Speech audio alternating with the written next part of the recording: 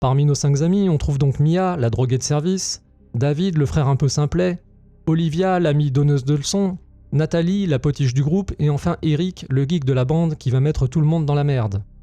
L'ambiance est dès le départ particulièrement lourde, bien éloignée de l'atmosphère légère proposée par le film de Sam Raimi avec son groupe de jeunes insouciants simplement venus se détendre.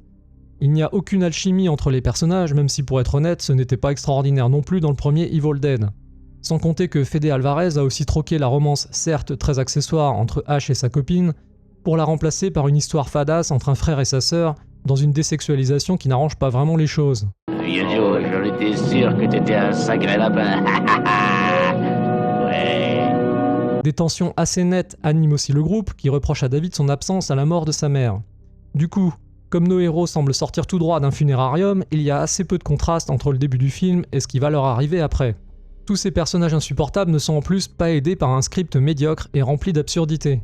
La séquence d'intro en flashback, dans laquelle un père confronte sa fille possédée par le démon, n'est pas forcément mauvaise dans la forme, mais elle a l'inconvénient de montrer une possession beaucoup trop tôt et donc de casser l'effet de surprise quand les démons arrivent plus tard. Rappelez-vous aussi que dans The Evil Dead de 1981, les jeunes invoquent le démon par inadvertance en faisant tourner une bande magnétique. En 2013, bêtise oblige, Eric prononce les incantations à voix haute alors même que le bouquin intime expressément de ne pas le faire. Et en parlant du livre, si on ne peut que saluer le design assez inspiré de son emballage à base de barbelés et de sacs poubelles, on ne peut en revanche que rester perplexe devant sa reliure sans personnalité, dont le visage a disparu et dont les illustrations évoquent plus un comics des années 80 qu'un grimoire ancestral. Ensuite, on savait déjà que nos héros allaient déguster niveau torture physique, mais le fait de les placer dans un contexte hyper réaliste soulève pas mal de questions quant à leur résilience face aux mutilations. Je sais bien qu'on n'est pas dans Urgence ou Dr House, mais quand on voit les blessures de Nathalie, de Mia et surtout d'Eric, on se demande comment ils peuvent être encore debout quelques minutes après. Enfin des durs, ça fait plaisir.